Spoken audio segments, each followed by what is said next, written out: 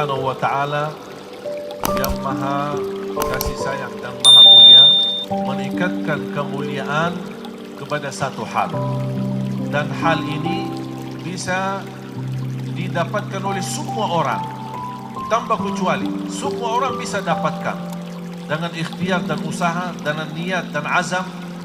Allah Subhanahu wa ta'ala tidak meningkatkan kemuliaan karena kekayaan seorang. Allah tidak menjadikan orang itu mulia karena jabatannya.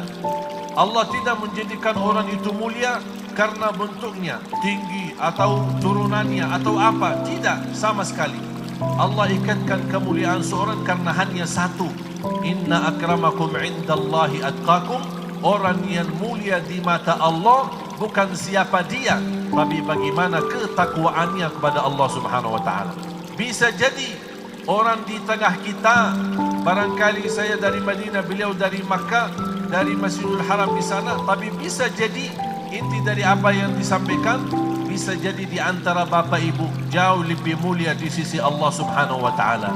Karena yang dilihat Allah bukan muka atau siapa atau apa kerjaan kita atau bagaimana posisi kita, tapi yang dipandangi oleh Allah bagaimana ketakwaan kita kepada Allah Subhanahu wa ta'ala. Anda bisa menjadi orang bertakwa walaupun Anda kaya. Anda bisa menjadi orang bertakwa walaupun Anda miskin. Anda bisa menjadi orang bertakwa walaupun sehat. Dalam keadaan sehat bisa jadi takwa. Biarpun sedang sakit bisa jadi orang bertakwa. Anda bertakwa di masjid bisa. Di luar masjid pun Anda bisa. Di rumahnya bisa, di luar rumah bisa. Anda dalam perjalanan jauh bisa menjadi orang bertakwa. Anda di dalam berdiam di tempat atau di dalam kotanya bisa Anda menjadi orang bertakwa. Berarti bukan kekayaan yang kita harapkan, bukan kekayaan yang kita kunjungi, bukan kekayaan menjadi impian kita, tapi lebih daripada itu adalah ketakwaan. Karena ketakwaan menjamin kita bahagia selama dunia akhirat walaupun tidak punya kekayaan dari dunia. Kalau kita benar-benar menjaga takwa, menjadi impian-impian kita, menyempurnakan ketakwaan kita kepada Allah Subhanahu wa ta'ala, dijamin rizki di luar kemampuan kita, yang tidak pernah kita duga, yang tidak pernah kita nyangka, yang tidak pernah kita hitung. Barangkali kita hitung dari pintu A, tapi datang rizki dari pintu B. Ini semua kuncinya ketakwaan kita kepada Allah Subhanahu wa ta'ala. Dijamin rizki yang luar biasa. Rizki ada dua macam.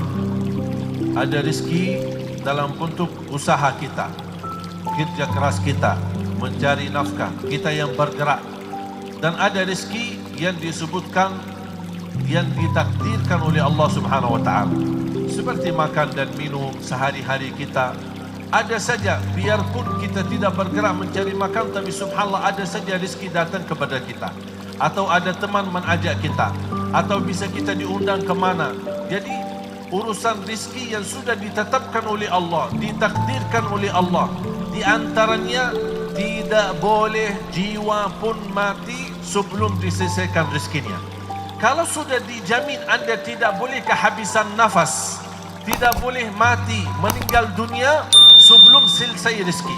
Kalau rezekinya habis, berarti umurnya habis. Kalau sudah mempunyai keyakinan itu namanya rezeki yang sudah ditakdirkan oleh Allah. Makanya jangan khawatir, karena rezeki tidak pernah salah nama dan rezeki tidak pernah salah alamat. Rezeki bukan kata rezeki hanya uang. Karena saya sering kali mendengar orang stres, galau karena tidak ada duit. Dan dia langsung berkata, saya tidak ada rezeki. Seolah-olah rezeki yang begitu luas disempitkan dalam kata duit. Padahal sehat walafiat itu rezeki. Anda bisa berlangkah-langkah ke majlis ta'lim menuntut ilmu, itu rezeki. Anda bisa ke masjid salat berjamaah, itu rezeki. Berbakti baik sama orang tua, itu rezeki. Memiliki keturunan, menghafal Al-Quran, itu rezeki. Anda bisa bangun tengah malam tahajud, itu rezeki. Jadi rezeki itu sangat luas. Jangan sebab menjadikan rezeki hanya uang, hanya duit. Kalau tidak ada duit berarti galau. Tidak ada duit, stres. Sedangkan takwa ini menjamin rizki yang sangat luas. Dan di antara rizki yang sangat luas, amal ibadah kita diterima, doa kita dikabulkan, dan kita bahagia selamat dunia akhirat. Dan inilah rizki yang sesungguhnya.